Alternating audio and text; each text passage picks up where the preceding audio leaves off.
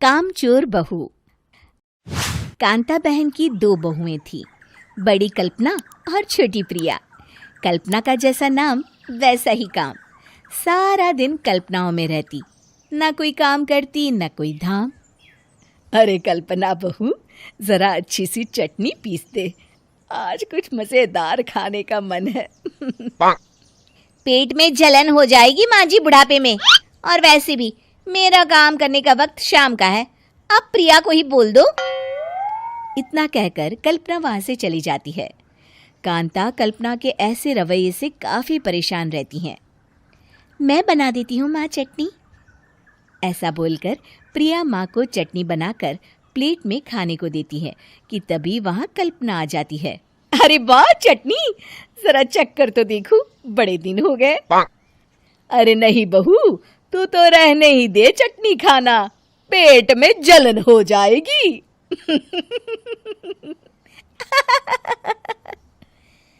इतना कहकर कांता और प्रिया दोनों हंसने लगते हैं। कल्पना सारा दिन या तो मोबाइल में यूट्यूब देखती या फिर सोती रहती। उसका कमरा भी बिखरा और गंदा रहता। एक दिन कल्पना का पति अशोक उससे कहता है, अरे कल्पना, जानवर भी उस जगह को साफ कर लेता है जहां वो बैठता है, तुम तो इंसान हो, कैसे इतने गंदे कमरे में रह लेती हो? देखो सारा सामान यहाँ वहां बिखरा पड़ा है। ज्यादा अपनी माँ का बोल ना बोलो। हाँ, कमरा तुम्हारा भी तो है, गंदा लग रहा है तो साफ कर लो।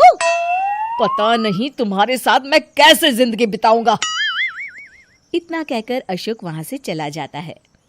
कल्पना बस खाना खाने कमरे से बाहर आती और फिर से कमरे में चली जाती। इससे कांता बहन काफी परेशान रहती। एक दिन प्रिया कांता से कहती है, माँ, मैं सारा दिन काम करके थक जाती हूँ, आप कल्पना दीदी से कहिए ना कि सुबह और शाम का काम बांट ले, मैं तो अब सिर्फ एक वक्त का ही काम करूँगी। हाँ। अरे तू वो भी ना करना, एक बहू तो कामचोर थी ही, दूसरी भी आ गई काम ना करने के बहाने लेकर। तभी वहां प्रिया का पति रमेश आ जाता है।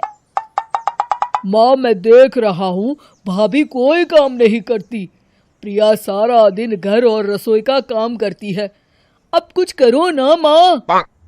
कांता मन में कुछ सोचती है और कल्पना के पास जाती है। कल्पना फोन पर मेकअप करना देख रही होती है। कल्पना, तुम सारा दिन बस मोबाइल देखती हो, घर का कोई काम भी कर लिया करो।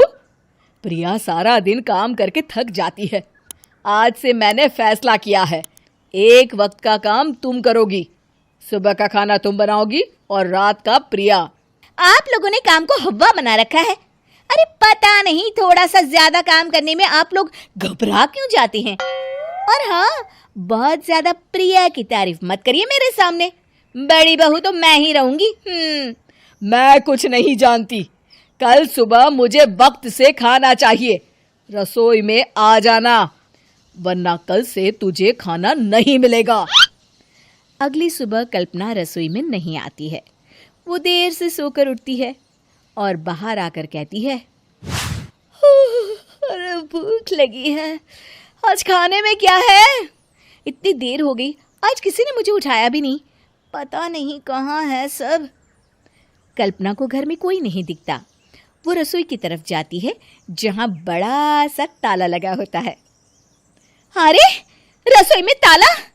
ओ, मैं तो भूल ही गई थी, माँ ने आज से सुबह का खाना मुझे बनाने को कहा था। हे भगवान, इतने लोगों का खाना बनाना क्या आसान है?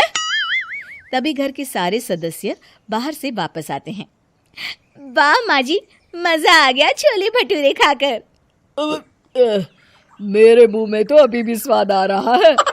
अरे कल्पना, तेरे भरोसे रहते तो हम तो भूखे ही रह जाते। कल्पना को बहुत गुस्सा आ जाता है। अब बहुत हो गया, आज से मैं अपनी रसोई अलग कर रही हूँ, मैं अपना खाना खुद बना लिया करूंगी। कल्पना अपनी रसोई अलग कर लेती है, पर आए दिन उसका देर से उठना और काम न करने की आदत से वो भूखी ही रह जाती थी। उसी के सामने घर के लोग अच्छे अच्छे पकवान खाते और कामचोर कल्पना को जैसे तैसे ही खाना बनाकर खाना पड़ता। पर एक दिन तो हद ही हो गई। माँ, दीदी आज सुबह से कमरे से बाहर नहीं निकली, हमें जाकर देखना चाहिए। सो रही होगी कामचोर कहीं की, पर तुम कहती हो तो चलो देख लेते हैं उसे। कल्पना कमरे में पेट पकड़कर बैठी होती है। हाय मेरा दर्द, पेट दर्द के मारे मर रही हूं मैं।